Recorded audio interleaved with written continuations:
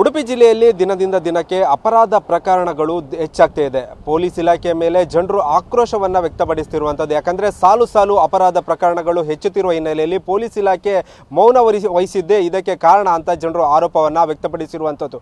ನಿನ್ನೆ ಕಳೆದ ವಾರ ಅಂದರೆ ಕಳೆದ ಗುರುವಾರ ನಡೆದಿರುವಂಥ ಘಟನೆ ಮತ್ತೆ ಉಡುಪಿಯ ಜನತೆಯನ್ನು ಬೆಚ್ಚಿ ಬೀಳಿಸಿರುವಂಥದ್ದು. ನಾವೀಗ ಆ ಒಂದು ಘಟನಾ ಸ್ಥಳದಲ್ಲಿದ್ದೇವೆ. ನಾವು ಚಿತ್ರಣವನ್ನು ಗಮನಿಸಬಹುದು. ಕಳೆದ ವಾರ ಗುರುವಾರ ಅಂದರೆ ಸುಮಾರು 8:30 ವೇಳೆ ಬೆಳಿಗ್ಗೆ ಒಂದು ಗ್ಯಾಂಗ್ ಬರುತ್ತೆ. ಇದೇ ಒಂದು ರಸ್ತೆಯಲ್ಲಿ ಎರಡು ಕಾರ್ಗಳನ್ನು ನಿಲ್ಲಿಸ್ತಾರೆ. ಒಂದು ಸ್ವಿಫ್ಟ್ ಕಾರ್ ಮತ್ತೊಂದು ಇನೋವಾ ಕಾರನ್ನು ನಿಲ್ಲಿಸ್ತಾರೆ. ಸುಮಾರು 6, 7, 8 ಜನ ಇದ್ದಂಥ ತಂಡ ಏಕಾಏಕಿ ಮನೆಗೆ ನುಗ್ಗುವಂಥ ಪ್ರಯತ್ನವನ್ನು ಮಾಡ್ತಾರೆ. ತಕ್ಷಣ ಇಲ್ಲಿ ಒಂದು ಖಾಸಗಿ ಸಂಸ್ಥೆ ಅಂದರೆ ಸಾಕಷ್ಟು ಅಪರಾಧ ಪ್ರಕರಣಗಳನ್ನು ಪತ್ತೆಹಚ್ಚುವಲ್ಲಿ ಕಾರ್ಯಪ್ರವೃತ್ತರಾದಂಥ ಸೈನ್ ಇನ್ ಸೆಕ್ಯೂರಿಟಿಯ ಸಿಬ್ಬಂದಿಗಳು ಇವರ ಒಂದು ಬಂದಿರುವಂಥ ಗುಂಪಿನ ಚಲನವಲನಗಳನ್ನು ಗಮನಿಸ್ತಾರೆ. ತಕ್ಷಣ ಈ ಒಂದು ಮನೆಯವರಿಗೆ ಮಾಹಿತಿ ಕೊಡುವಂಥ ಕೆಲಸವನ್ನು ಮಾಡ್ತಾರೆ. ತಕ್ಷಣ ಎಚ್ಚೆತ್ತುಕೊಂಡ ಮನೆಯವರು ಬಾಗಿಲನ್ನು ತೆರೆಯದೆ ಒಳಗೆ ಕೂತ್ಕೊಳ್ತಾರೆ. ಪೊಲೀಸರಿಗೆ ಕೂಡ ಮಾಹಿತಿಯನ್ನು ಕೊಡುವಂಥ ಕೆಲಸವನ್ನು ಮಾಡ್ತಾರೆ.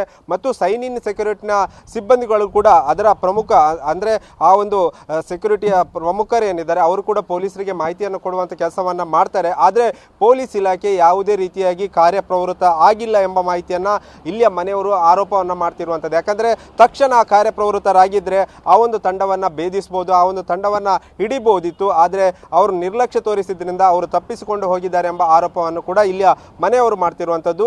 ಆದರೆ ಸೈನ್ ಇನ್ ಸೆಕ್ಯೂರಿಟಿ ಅವರು ತಕ್ಷಣ ಎಚ್ಚೆತ್ತುಕೊಂಡು ಪೊಲೀಸರಿಗೆ ಮಾಹಿತಿಯನ್ನು ಕೊಟ್ಟಿದ್ದಾರೆ, ಪ್ರಕರಣ ದಾಖಲಿಸುವಂಥ ಕೆಲಸವನ್ನು ಮಾಡಿದ್ದಾರೆ. ಸದ್ಯ ಆ ಒಂದು ತಂಡ ಯಾಕೆ ಬಂದಿದೆ, ಯಾವ ಕಾರಣಕ್ಕಾಗಿ ಇಲ್ಲಿಗೆ ಭೇಟಿ ಕೊಟ್ಟಿದೆ ಎಂಬುದು ಕೂಡ ಇಲ್ಲಿಯವರೆಗೂ ಕೂಡ ಪತ್ತೆಯಾಗಲಿಲ್ಲ. ಸಾಕಷ್ಟು ಅನುಮಾನಗಳನ್ನು ಕೂಡ ಹುಟ್ಟಿ ಹಾಕಿರುವಂಥದ್ದು. ಯಾಕಂದರೆ IT ಒಂದು ಡ್ರೆಸ್ಸಿಂಗ್ನಲ್ಲಿ ಒಂದು ಅಧಿಕಾರಿಗಳ ಡ್ರೆಸ್ಸಿಂಗ್ನಲ್ಲಿ ಬಂದಿರುವಂಥದ್ದು. ಅಲ್ಲಿ ಆ ಒಂದು CCTV ಫುಟೇಜ್ನಲ್ಲಿ ಕೂಡ ಸಾಕಷ್ಟು ಸ್ಪಷ್ಟವಾಗಿರುತ್ತೆ. ಪೊಲೀಸ್ ಅಧಿಕಾರಿ ಒಂದು ಯೂನಿಫಾರ್ಮ್ ಆಗಿರ್ಬೋದು ಮತ್ತು IT ಅಧಿಕಾರಿಗಳು ಯಾವ ರೀತಿಯಾಗಿ ಬರ್ತಾರೆ ಆ ರೀತಿಯಾಗಿ ಬಂದಿರುವಂಥದ್ದು. 2 ಕಾರುಗಳು ಅಂದರೆ ಒಂದು ದಿಲ್ಲಿ ರಿಜಿಸ್ಟರ್ ಮತ್ತೊಂದು ಬೆಂಗಳೂರು ರಿಜಿಸ್ಟರ್ನ ಕಾರ್ನಲ್ಲಿ ಬಂದಿರುವಂಥದ್ದು.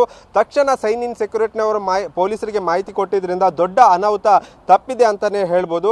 ಸದ್ಯ ನಮ್ಮ ಜೊತೆ ಮಾತಾಡಲಿಕ್ಕೆ ಸೈನ್ ಇನ್ ಸೆಕ್ಯೂರಿಟಿನ ಪ್ರಮುಖರು ನಮ್ಮ ಜೊತೆ ಇದ್ದಾರೆ. ಅವರನ್ನು ಮಾತನಾಡಿಸ್ತಾ ಹೋಗುವ.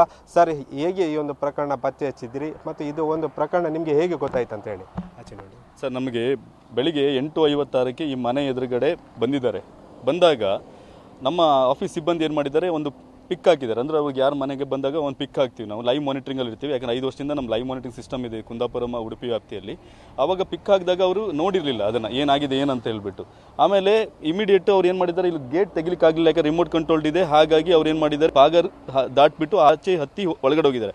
ಒಳಗಡೆ ಹೋದಾಗ ನಮ್ಮ ಸಂಸ್ಥೆಯವರು ಇಮಿಡಿಯೇಟ್ ಅವ್ರು ಯಾರು ಒಳಗಡೆ ಲೇಡಿ ಇದ್ದಾರೆ ಅವ್ರ ಮನೆ ನಂಬರ್ ಇದೆ, ಆ ನಂಬರಿಗೆ ಕಾಲ್ ಮಾಡಿದ್ದಾರೆ. ಕಾಲ್ ಮಾಡಿದ್ರೆ ಪಿಕ್ ಮಾಡಲಿಲ್ಲ ಅವರು. ಆವಾಗ ನಾನು ಮನೆಯಲ್ಲಿದ್ದೆ. ನಾನು ಪ್ರಸ್ತುತ ಆ ಟೈಮಲ್ಲಿ ನನ್ನ ಆಫೀಸಲ್ಲಿ ಇಲ್ಲ, ಯಾಕೆ ಸಿಬ್ಬಂದಿ ಕೆಲಸ ನಿರ್ವಹಿಸ್ತಿದ್ರು. ನಾನು ಮನೇಲಿದ್ದಾಗ ನನಗೆ ಕಾಲ್ ಮಾಡಿದ್ರು, ಈ ಥರ ಕಾಲ್ ಪಿಕ್ ಮಾಡ್ತಿಲ್ಲ, ಯಾರು ಜಂಪ್ ಮಾಡಿ ಒಳಗಡೆ ಹೋಗಿದ್ದಾರೆ ಅಂತ ಹೇಳ್ಬಿಟ್ಟು. ಎಲ್ಲ ಫಾರ್ಮಲ್ಸಲ್ಲಿದ್ದಾರೆ ಕೆಲವರು, ಮತ್ತೊಬ್ಬರು ಪೊಲೀಸ್ ಡ್ರೆಸ್ಸಲ್ಲಿದ್ದಾರೆ ಅಂತ ಹೇಳ್ಬಿಟ್ಟು ಹೇಳಿದರು. ಆವಾಗ ನಾನು ಅವರಿಗೆ ಆ ಲೇಡಿಯವ್ರಿಗೆ ಕಾಲ್ ಮಾಡಿದಾಗ ಅವ್ರು ಪಿಕ್ ಮಾಡಿದ್ರು. ಏನು ಕಾಲ್ ಎತ್ತಿಲ್ಲ ಅಂತ ಕೇಳಿದೆ. ನಾನು ಸ್ನಾನಕ್ಕೆ ಹೋಗಿದ್ದೆ, ಈಗ ಹೊರಗಡೆ ಬಂದೆ ಅಂತ ಹೇಳಿದ್ರು. ಆವಾಗ ನಾನು ಹೇಳಿದೆ, ಯಾವುದೇ ಕಾರಣಕ್ಕೂ ಬಾಗಿಲು ತೆಗಿಬೇಡಿ, ಸ್ವಲ್ಪ ನೋಡ್ಕೊಳ್ಳಿ ಅಂತ ಹೇಳ್ಬಿಟ್ಟು ಅವ್ರಿಗೆ ಹೇಳಿದೆ. ಆವಾಗ ಅವರು ಬಾಗಿಲು ತೆಗೆಯೋದನ್ನು ಅಂದರೆ ಅವಾಯ್ಡ್ ಮಾಡಿದ್ರು. ಅದಾದ್ರ ಮೇಲೆ ನೆಕ್ಸ್ಟ್ ಅವ್ರಿಗೆ ಏನು ಭಯ ಆಯ್ತು ಅಂತ ಹೇಳಿದ್ರೆ, ಅವ್ರು IT ಅವರು ಅಥವಾ ಏನೋ ಇರ್ಬೋದು ಅಂತೇಳಿ ಸ್ವಲ್ಪ ಅವ್ರು ಭಯಪಟ್ಟರು. ಹಾಗಾಗಿ ಸ್ವಲ್ಪ ಡ್ರ್ಯಾಗ್ ಆಯಿತು. ಅಂದರೆ ನಾನು ಹೇಳಿದೆ ಪೊಲೀಸ್ ಇನ್ಫಾರ್ಮ್ ಮಾಡ್ತೀನಿ ಅಂತ ಹೇಳ್ಬಿಟ್ಟು, ಇಲ್ಲ ಒಂದು ಸ್ವಲ್ಪ ನಿಲ್ಲಿ ಅಂತೇಳಿ ಹೇಳಿದರು. ಆವಾಗ ನನಗೆ ಆಯಿತು, ಒಂದು ಸ್ವಲ್ಪ ವೆಯ್ಟ್ ಮಾಡಿ ಅವರಿಗೆ ಪೊಲೀಸ್ನವರಿಗೆ ಆಮೇಲೆ ನೆಕ್ಸ್ಟ್ ಮಾಹಿತಿ ಕೊಟ್ವಿ ನಾವು ಅದನ್ನು. ಅಂದರೆ ಅವರು ತುಂಬ IT ಒಂದು ಡ್ರೆಸ್ಸಿಂಗ್ನಲ್ಲಿ ಇದ್ದರು.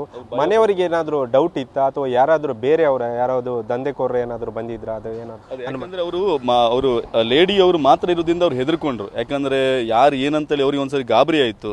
ಅವರು ಕೂಡ IT ಅವರ ಕೆಲವರಿಗೆ ಅವ್ರಿಗೆ ಭಯ ಇರುತ್ತಲ್ಲ, ಆ ಭಯದಿಂದ ಸ್ವಲ್ಪ ಅವ್ರಿಗೆ ಒಂದು ಸ್ವಲ್ಪ ಲೇಟ್ ಆಗಿದೆ ಅಷ್ಟೇ. ಅಂದರೆ ಪೊಲೀಸ್ ಇನ್ಫಾರ್ಮ್ ಆಗುತ್ತೆ ನಮ್ಮಿಂದಾಗಿ. ಅಂದರೆ ನಾವೇ ಕೇಳಿದ್ದು ಅದಕ್ಕೆ ಇಮಿಡಿಯೇಟ್ ಇನ್ಫಾರ್ಮ್ ಮಾಡ್ತೀವಿ ಅಂತ ಹೇಳ್ಬಿಟ್ಟು, ಬಟ್ ಅವರು ಒಂದು ಸ್ವಲ್ಪ ಇರಿ ಅಂತ ಹೇಳಿದ್ರು, ಸ್ವಲ್ಪ ಡ್ರ್ಯಾಗ್ ಆಗಿದೆ ಅಷ್ಟೇ. ಆಮೇಲೆ ಇನ್ಫಾರ್ಮ್ ಆಯಿತು ಇಮಿಡಿಯೇಟ್. ಆಮೇಲೆ ಪೊಲೀಸ್ನವರು ಕಾರ್ಯಾಚರಣೆ ಮಾಡ್ತಿದ್ದಾರೆ.